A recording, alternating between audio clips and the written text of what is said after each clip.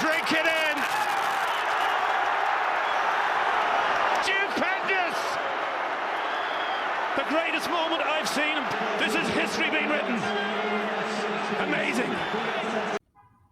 Welcome back to the Footy Fetish Show, sponsored by Total 90. This is the first of our transfer market series that we are going to be attempting. Booty could not join us today, but he will be back tomorrow. So joining me on this episode, I've got Fabrice, our PSG pundit. How you doing, Fabrice? Good, man. Always happy to be back and talk a little footy with you guys. So Great. So the way this episode is going to work is we're going to do our best to break down all the latest transfer news, confirmed and rumors, as fast as possible. I am actually going to start a timer to see how fast we can do this. I think we can get this done in under 5 minutes. We are going to try and cover the 5 biggest leagues with a few additional ones. Fabrice, are you ready?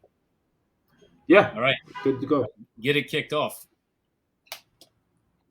Starting off with the biggest announcement of the day is that Kylian Mbappe has decided he won't be extending his deal in Paris. Basically, the deal was an extension from his current one onto 24 with a player option to go to 25. PSG has announced that they'll either sell him this summer or get that extension, and they'll be looking for 200 million. Also tied to this transfer is the fact that Marcus Thuram, a free player from Borussia Mönchengladbach, might be coming. He was also rumored to be talking to Milan. We'll see how PSG move in that direction. They've also announced the signing of Marco Asensio for free from Real Madrid, and are rumored to have a deal locked in for Manuel Ugarte, midfielder from Sporting Lisbon. Announcement for his fee of 60 million, and the details are to be determined. Do you have any updates on the British League? Currently, we've only got 2 really big confirmations. Mark Flecken going over to Brentford for a 13 million euro confirmed fee, as well as Alexis McAllister, the World Cup winning midfielder, going from Brighton to Liverpool for 42 million. That's going to be a really great piece to add to that Liverpool team. Rumored in this EPL, we've got Yuri Tillemans over to Aston Villa on the free. I know that AC Milan was also looking at him to pick up on the free, as well as in regards to AC Milan, Chelsea has inquired about Mike Maignan. AC Milan has responded with a 90 million euro evaluation. Not sure if that'll go through. It looks like they might use Onana from Inter as a backup. Also rumored right now in the EPL is Declan Rice from West Ham to Arsenal, possibly Bayern as well. Evaluation from Arsenal is 85 million, with West Ham asking 100 million.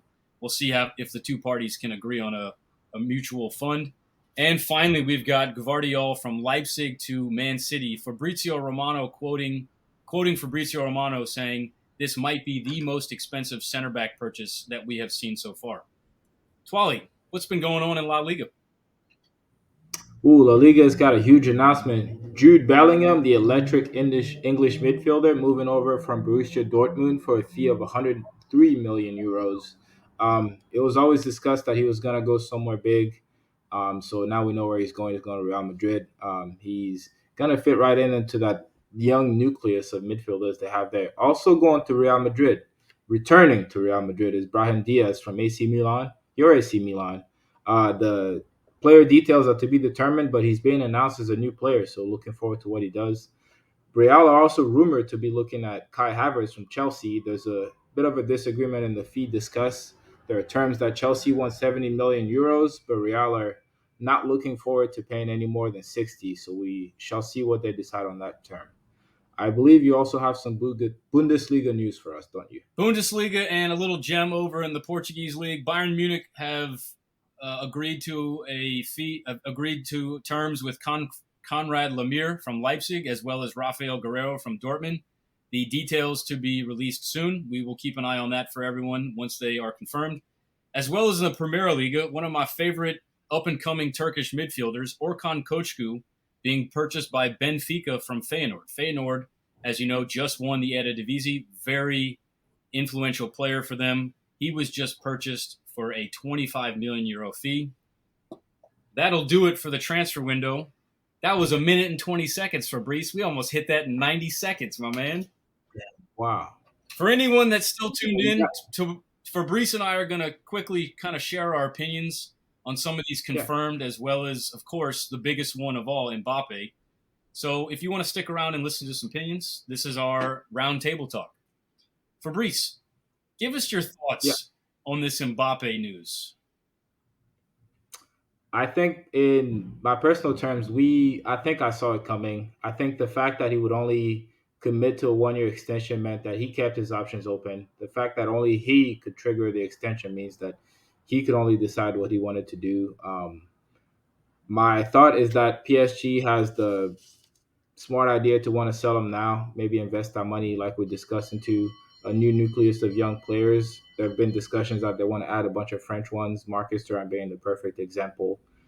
They've just added Marco Asensio, so let's see if they can maybe rebuild starting from the back. Oh, I forgot to discuss. They also have Skriniar coming in from Inter on a free. That was also discussed and locked in last year. So let's see if they can rebuild with the fee that they gave from Mbappe. I can only see him going to Real Madrid. Is the Skriniar, is that official? Yeah, That is official. he's already signed. Yeah, We're going to have to break that down tomorrow. But yeah, what a fucking player that is to bring in. Holy shit. yeah. They've already locked in. Yeah, 2 free transfers. For people that are, I mean, Skriniar was a starter for Inter, right? And as far as I've heard, he's quite a rock of a defender. So it's gonna help with Ramos leaving. Yeah, that is amazing. To partner him up with Marquinhos, Yeah, that's much needed. He has needed a partner since Thiago Silva has left. So that's, I mean, what better partner than Martin Skriniar? Wow. If who's you, coming right into his prime? What, 27, right? yeah, that's prime age for a center back. I totally agree. If you could bring Yeah. in one player to PSG tomorrow, price doesn't matter. It's got to be someone that's available on the market. Who would you bring in tomorrow? And it can be 2 or 3 players if you want to. 2 or It 3. can be 1, 2, or 3. I'm curious because you have been paying attention to PSG for a long time. So who would you I bring in? would love to get. I would love to get a strong midfielder. So there's Ooh, There's I got guys in Everton all over the place. It's just someone solid that could break up the play, move the ball back forward. We haven't had that size and that kind of solidity. I know Rabio has been rumored to be looked back. I take him back. I think right now he showed that he can grow into a smarter player on the field. Another center back would be very helpful because Kimpembe is kind of the only one that's left with a youngster. So someone that can maybe pick up behind if Skriniar and Marquinhos are not playing, and then a new striker because Ekatike is just like a soft. So if Thuram is the one to come in, I'd be happy to. They've been rumored to look at. I've heard Osimhen. I've heard Kolomwani from Frankfurt, but both of those guys will be upwards of 100. There was also like an outside shot of Harry Kane, but I think Real Madrid will probably want to put him right into where the spot where Benzema is just leaving. It only makes sense that they would want to go after a guy like that. So I can't see that one happening. Osimhen, they would have to pay a heck of a lot to make sure he doesn't go to England. I could only really see him going to Man U or one of those big teams. Yeah. I don't see why he wouldn't.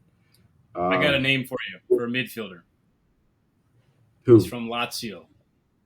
Oh, Milinkovic. Bruh, that'd be perfect. I heard a rumor that he was available for like 35, not the 70 that they were quoting last year. Absolutely, yeah. That for me seems like a no-brainer. If you're PSG, you absolutely bring him in. It as you were sitting there talking about the midfielder qualities that you wanted.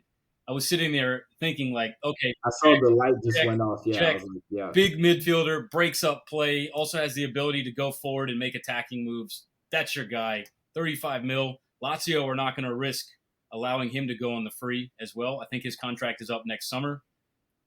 I would put some chips down on him going to PSG.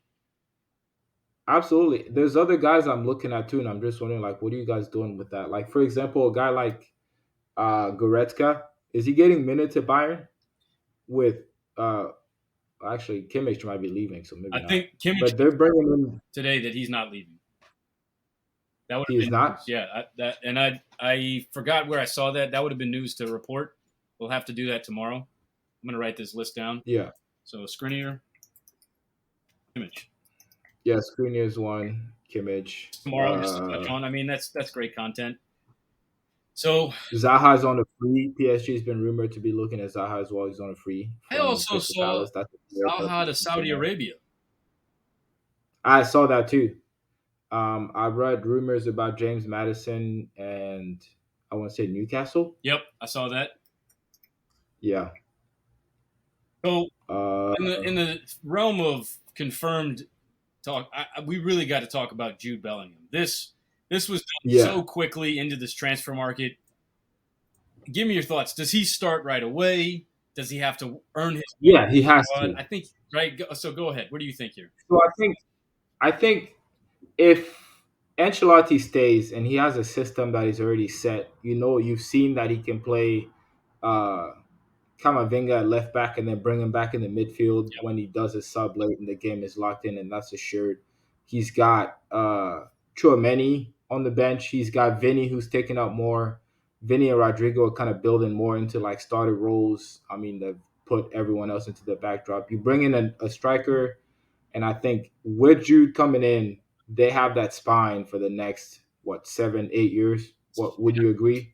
Between Vinny, who's just blooming right now into like the best left winger, and that's not named Mbappe, pretty much. Right. Well, actually, Leao will give him a little. I'd say he's slightly ahead of Leao right now. I think they're all in the same playing field right now as far as the next up and coming left winger. All of them are on a given day. They could all be at the front of that list or top 3. Yeah, absolutely. And I think Real Madrid now is the time for them to shift into that new. And it will be sad for them to say goodbye to people like Modric and Kroos that have served them the year. But you saw with Benzema, you just wave him goodbye right at the right time when it's time to shift that generation. I think that's happening. And I think with Courtois in goal, they'll just have a solid spine, Militao, Bellingham, and all the way up to let's see who they put in that front line. I'm sure that's going to be a placeholder for Mbappe next year. The rumors are that they go for Haaland next summer, right? Yeah, he's got a clause. Yeah, the buyout clause is activated in the summer of 2024, and I think it's like 170 mil or 180 mil or something like that. And it's like, so you're telling me the front line is Vinny, Mbappe, and Haaland? Is that legal? Oh, that's a FIFA lineup. I'm gonna go get FIFA if that happens. I'm gonna go buy FIFA if that happens. You remember those are the teams when we used to build, and it was like the bench was stacked and we were starters. Yeah, man. Because like we had our own creative players, but it's like Ronaldinho's riding bench and fucking Zlatan is riding bench. Let's quickly touch on that because I don't think we've talked about enough on the podcast. For those listening, Twally and I and a couple of other friends, we would build creative characters, and we would all put them on a team and then start a career mode. And I think we made a rule where you couldn't make your overall greater than like a 70 or a 75. We had to grow into the potential. Yeah, you had to like grow in as the game went on, and that was one of the funnest times I've ever played FIFA. Is when the 5 of us had our own player, and we were growing with the player, we were growing with the team, competing in Champions League, and I will never forget that 90th minute goal you scored with Arsenal to like save us in the Champions League. We all went fucking crazy. We were in the purple and black jerseys. Do you remember that? Yeah. Oh. God, dude, we had some times. And it was crazy. We could ramble on this for 30 minutes easily. But I remember at first, like, trying not to be selfish, making sure we had the zone, Drew and Seabass. We all had to stay in our own. Yeah. God, yeah, good times. Good fucking. I'm glad you just dropped that, man, because that was fun times.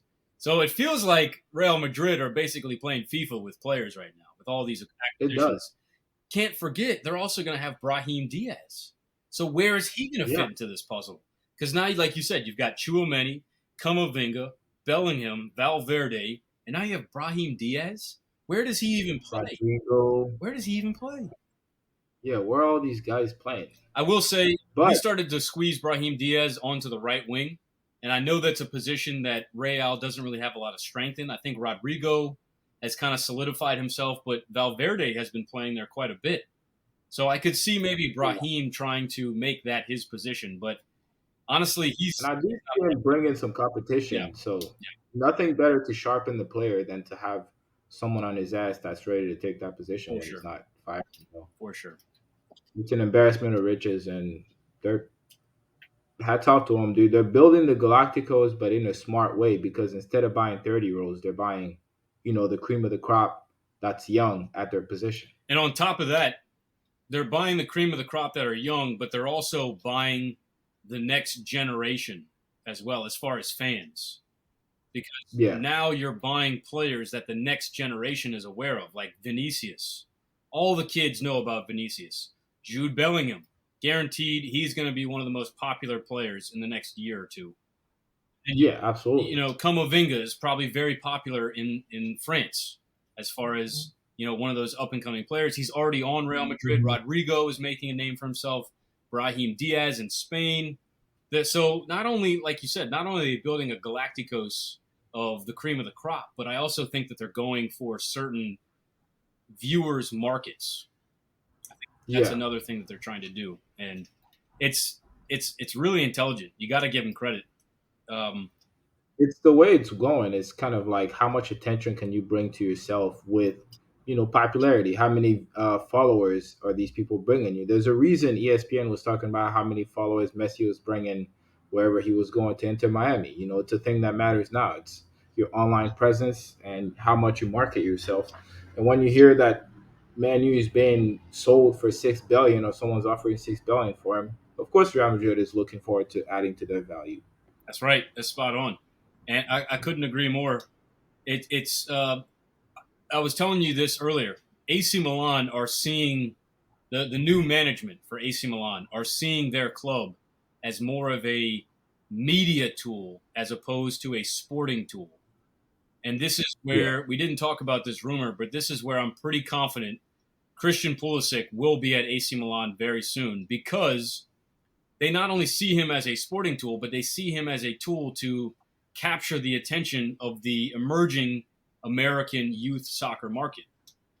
He is the U.S. market. Is Yeah. the U.S. market. Chelsea's fandom in America grew like crazy, and I only have a view of the youth soccer from New Orleans, but so many kids were wearing Chelsea Pulisic jerseys after that deal went down. It was unreal how quickly. Yeah. Same with Ronaldo. As soon as that Ronaldo deal went down, you know how many Juventus jerseys were around the fields? Yeah. It was blowing up. It was incredible. It was unbelievable. I was shocked. I was absolutely shocked. So going into that same idea, clubs are starting to turn around, and this is where I believe PSG are going to have to determine: do they want to be a sporting club, or do they want to try and be that media club? Because you're going from a team with Messi, Neymar, and Mbappe to now almost you're going to be losing all three of them. I think this is going to be one Yeah. of the best things that PSG could do because now they're going to be forced to focus on the sporting as opposed to the media. What are your thoughts on that? What direction do you think they should? My only concern is if they're trying to change too much too soon, because before I get the reason why they're doing it, like fans were up in air about the way they were playing. They were saying that people were really like the front three basically doesn't defend. So the defenders and midfielders were left to kind of deal on their own. Not going the other way when they had both Mbappe and Neymar, but without Messi, it still worked. Like there was still a ton of firepower up front. Now, where is the creative spark? Where is that, that like extra flash of whatever that's gonna win you the game? Because you lose out on that when you lose those three players. Um, it's got to be. You can't just dump them all out without having a plan, and that's what people are always wondering. It's who's the next coach? What's the plan going on for the next 5 years? The uncertainty if this is all happening after a new coach came in and said, I want boom, boom, boom, there's a list of 10 players I want to change this franchise, then yes. But now they're just kind of, it seems like I could see them dumping these guys, getting 200 million from Mbappe, and either getting clowned into buying a player that's not worth that or waiting to the last minute and panicking and spending on people that don't fit the system. And that's what a lot of PSG fans that Twitter that have been on Spaces and stuff are discussing. That's what they're saying. They're like, on the one side, we're happy that some of that drama is leaving the locker room, but we're also unsure because those are the guys that scored 60% of our goals. So where are they going to come from? Like, what's the plan? It's going to be interesting. Would you want to keep Galtier as a coach for next year? No, Really? dude. The second team in France, Lens, was a point away from PSG in the end. It was 85-84. They lost out of the cup. They lost out of the Champions League. Uh, they played. We lost the last game of the season where we got the trophy to Clermont. No, dude, no. You won the league, yes, but that was the bare minimum that you had to do with the players you had. And too many times it was too leaky at the back. I mean, some of that might just be the fact that they sent away a bunch of players last summer, Wijnaldum, Diallo, and all of them, and didn't replenish. Like we had Danilo playing center back, we had a 16-year-old making mistakes and getting blamed by the coach, dude. If you're 17 and the coach throws you under the bus after you give away a goal, you're shattered for the rest of the season. Yeah. Your confidence is We shot. had some players that came in and didn't produce, like Carlos Soler. Sanchez, he was hurt. You can't really shit on the guy for being hurt. Right. Right. But But I'm going to be yeah, it honest, just his wasn't. track record is that he is hurt. Yeah. So, So maybe you guys are feeling like you dodged one at Milan. yeah, for sure. Yeah, definitely feeling like, I mean, we are, but at the same time, we lost a bunch that last transfer window just because we stumbled so much. So if you had to pick a new coach for PSG, who would you pick? I've heard rumors of Jose. I've heard rumors of Nagelsmann. Between those two, if I had to pick, I'll be honest, I'll pick Jose Mourinho. Yeah. Because I think he's the least likely to get bossed around, and he's the most likely to set up a system in a ship that's on fire like PSG is right now. We're fucking disarray, I'll be honest. Does So I would rather take the like hard rule, no bullshit coach that comes in, but he's got a proven track record over Nagelsmann, who, yeah, he's like the genius, but like if he's gonna get bullied by half the locker room, then that's the same story that we've had with the past coaches. Maybe I want a hard man like Ancelotti, like Mourinho, like someone that just doesn't take shit. well respected. The locker, Exactly. yeah. I don't think. You need a coach with that aura. Yes, the aura. Yeah, yeah, absolutely. And coaches have that, especially. I mean, you're seeing that trend now. The player coaches, which is Yeah. it's unbelievable. It's an automatic, unspoken respect before they even see the players. They automatically have this level of respect that takes many managers years to gain from their players, like Nagelsmann. It takes him time to And gain the respect. Tuchel, same thing. But you bring in Xabi Alonso, instantly, everyone in the locker room's like, this dude's done it at the highest levels. Can't disagree. and you get cut more slack if you make mistakes. I feel like because people are like, I mean, look at Lampard. I mean, he's not doing the best, but like they know, like as a player, he was someone that. So they're like, oh, we'll give him another chance. So Gerard gets another chance. Whereas like other coaches that were just like that, like Nagelsmann, he gets shit on. Like, what have you done on the field? He dug his own grave with some of the decisions that he made over at Bayern, but that's another story. So EPL? what's that? You think in EPL now? I feel like they got a couple big ones that were being discussed there. Yeah, I mean, for me, the biggest news in the EPL is Declan Rice going over to Arsenal, and that being one of your second favorite team, I would guess, maybe third. It is. I Yeah. would say second favorite team. Yeah, second favorite for sure. I'm going to ask this question, and it might be too much mental masturbation here, but if Arsenal have Declan Rice last year, do they win the EPL? I think it'd be a little closer, and I think we wouldn't have been as leaky as we were in some of those games. Um, Now, whether because the crazy thing is, I feel like if City doesn't start the season so shaky, and doesn't let Arsenal get in the lead, they'll run away with it. But I think it's the fact that they left it kind of open to where we caught up, maybe had a little decent lead, and we could kind of like keep up, beat enough teams to stay in the lead. I think if they made a flying start like they finished the season, there's no way that as a team Arsenal is close. I would agree. But I think on the season that we saw last season, Declan Rice would have helped them at the back for sure. Maybe not to win more games, but to lose less games. I was going to And add, I think it sometimes, wasn't necessarily of a player that would help you win games, but the reverse. yeah, He would be in the back to help you prevent making the silly mistakes or keeping everyone focused. If you have Declan Rice and you give him to Arsenal at the end of those last 10 games for Arsenal, I think Arsenal win yeah. the league. I don't think they bottle it like they do because he adds. If you bring him in the January transfer window, yeah, he's gonna be fresh. He hasn't played really that much European ball other than what I guess they just had a big run, Yeah, but he comes in with something that all of the players that have been there all season don't have. That's what you hope from Jorginho, but let's be honest, he's not the same impact type of player. definitely not. Declan Rice is a machine. Definitely not. So, in the topic of midfielders, Liverpool just signed McAllister. What is the next position you think Liverpool need? I think they need a couple more midfielders, and then they need to stack up their defense because we've seen. I don't think it's a problem because they have quite Jota, Darwin Nunez up there. I think they've built quite the front line to kind of succeed for the next 2 seasons with Salah.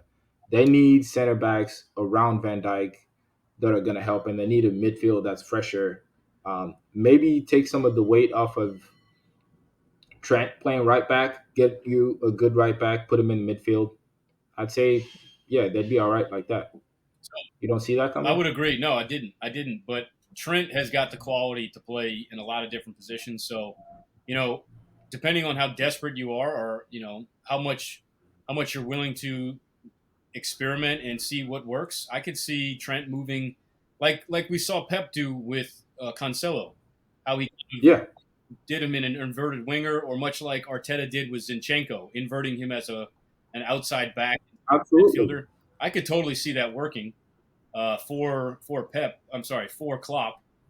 Is Klopp the kind of coach that would do that and take those risks? I don't know if he's willing to change his style of play. I don't, and that's up to him to make the decision. I agree with you. Yeah. I think he should try it, but is he the kind of coach that would do it? I'm not sure. So Do you think?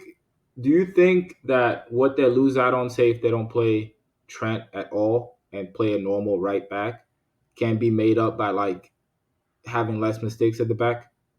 I don't know if that makes sense in what I'm saying, but like if you don't concede as many goals, your forwards don't have to score as many times for you to win games. you're saying So you're saying secure a more stout defensive back as opposed to yeah, starting a more attacking riskier back. I see it with Milan. We have Calabria, who is just a solid right back defender. He's not necessarily going to be flying up and down the wings providing service, but boy, does he not make mistakes and get stuck in. He shut down Kvaratskhelia in our Champions League he tie is against Napoli. very shifty. So And then I have the opposite with Arsenal, where Zinchenko, as much as he's like part of the play going forward, he's cost Arsenal games this season. right, And that's, how many points does that tally up to at the end of the season? If you lose the season by 5 points and he's cost you a couple games, that's the season right there. couldn't agree more. So, Couldn't agree more. It's definitely an interesting philosophy that Klopp needs to figure out. I think he does need to focus a lot on the midfield, for sure. yeah. Speaking of coaches needing to focus, what is Chelsea going to do? Do you think they can fix what's going on over there? This is, I think they've got the biggest hill to climb in the EPL. I think Chelsea's situation can only get better because at Liverpool seemed like they kind of crept back up towards at least the European Yep. position, whereas Chelsea stagnated in 12th. I think the players, the coach, everyone just kind of gave up halfway through the season. Having Poch in, at least that brings in a coach that has a system. We've seen him do it with Tottenham, even though he's never won anything, but he took that team pretty far. What Champions League final, right, or semi final at one point. And he did that with a squad that was a lot less. I think they invested a lot of money, and I think they can still invest a lot. So if he comes in and he knows the system that he wants, he can move on Havertz or whoever else, bring in the nine that they seem to be looking after so long. The rest of the team seem like they've added some key pieces. Enzo, I like Badiashile in the back. I like let's see who else has been brought in. Cucurella seems like he's been a fail. We'll see if the we'll see if they poach Mudrick. Ugoli or if they go for someone else. But I feel like there's potential there that he can work with, and we know that he's got an owner that's not too shy to spend. So if Poch has a vision, they can give him a couple seasons. That's to be determined. But yeah, I think they can only do better than they've already done. I agree. And like you said, the pieces that they have, it's going to be hard for them to fail with these guys. Some of them are really impressive. I like Enzo Fernandez. Enzo Fernandez, Andre Santos, the Brazilian U20 midfielder who has just been killing it for the Brazil national team in the under 20, under 21 games that they've been playing in. You've got Mudrick, who is he's a stellar player. Once he finds that confidence and can, understand how the EPL works, I think he'll be a really good player. Noni Madueke, the 19-20. I do like Madueke. Oh, he is. Whenever I've seen Chelsea at the end of the season play, I've thought he was one of the best players on the field. I still feel like Sterling can give him something too. Yeah. Oh man, what position do you play Sterling at? I don't even know. Maybe you bring him off the bench. He knows that that's his role. He's not the starter anymore. But what position? Where does he play? Is he a 9? Is he a 10? Is he a 7? I think he's a left wing. He's on the wing. He's not a 9. He's too small. And he doesn't have the finishing. That's the problem. That's Chelsea's been plagued with. They use everyone but a 9 at the 9 position. Then when they get a 9 in, for some reason, he can't score. Werner, something happened to him there because he goes back to Germany and he's comfortable. I think it's something about the fear factor, maybe the price he cost. But since like the Drogba days, I feel like Chelsea's just been killing 9s. Yeah. They just choke the fucking life out of him. Giroud. Yeah, but wouldn't you take someone else at Milan right now, as opposed instead of Giroud as a 9? I've heard rumors of Scamacca. Yeah, Scamacca is unfortunately we're gonna have to pay for him, so it's just out of the question because it'll be 30-35 million, and then we've blown our budget on one player. That's a huge coin toss. We don't really know. If it wasn't for the fact that I like PSG, I'd say Marcus Thuram is a perfect piece in there for you guys. Yeah. He's got especially with the way that it seems he's got his heart set on going to Paris. So he's from Paris. Yeah. It's kind of gives you a little bit of a leg up. It would have been nice if Origi worked out for you guys. It seems like this would have been he's got the pace. I don't know. Sometimes when you spend so many seasons as the backup player, you kind of maybe you doubt your abilities. I'm not sure. Something gets lost in there. Yeah, he also he unfortunately got unlucky with injuries. He never really had consistent time being healthy. That also linked up with consistent minutes. So there was times where we needed a striker, but he was injured, and then there's times where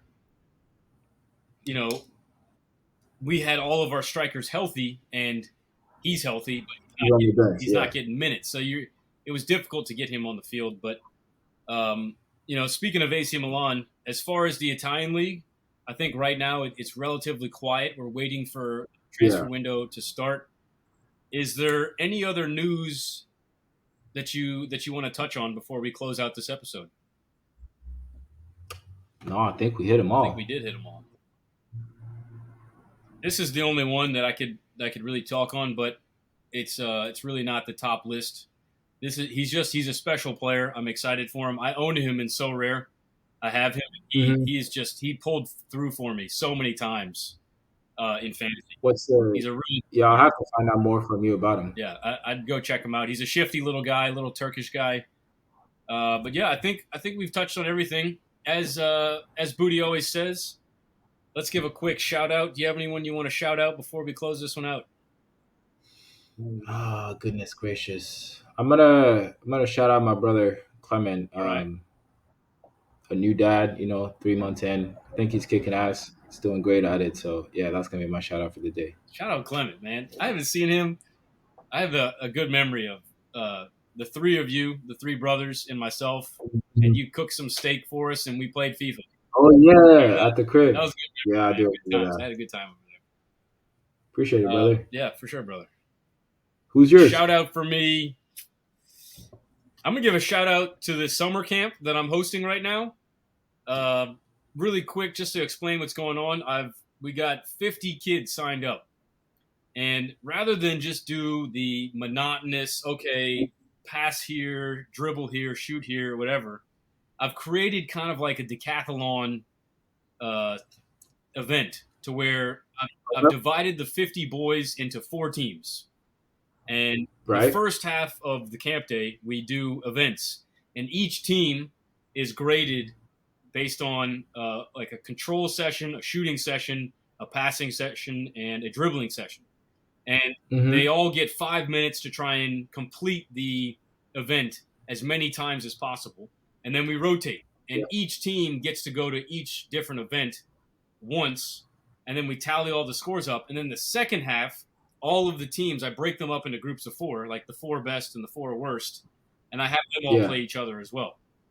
And so today it was a blast, and it creates another type of environment in training because they're not doing it for themselves, they're doing it for their team, and they're trying to help their team do as best as possible.